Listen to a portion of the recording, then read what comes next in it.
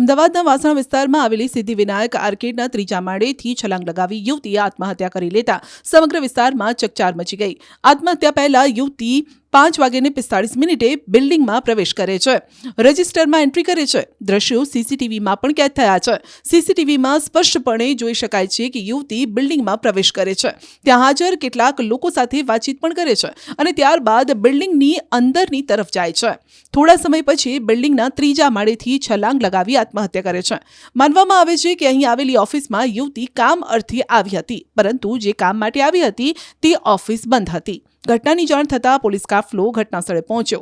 યુવતી પાસેથી કોઈ સુસાઇડ નોટ નથી મળી. યુવતી કોણ છે, આત્મહત્યા શા માટે કરી, તેનું કારણ હજુ અકબંધ છે.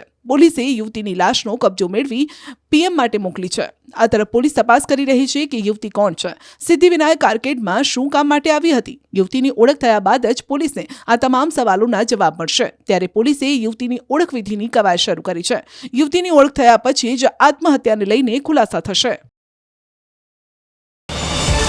QR કોડ સ્કેન કરો અને ડાઉનલોડ કરો ન્યૂઝ 18 એપ. મેળવો ગુજરાત અને દેશ દુનિયાની પળે પળની અપડેટ્સ.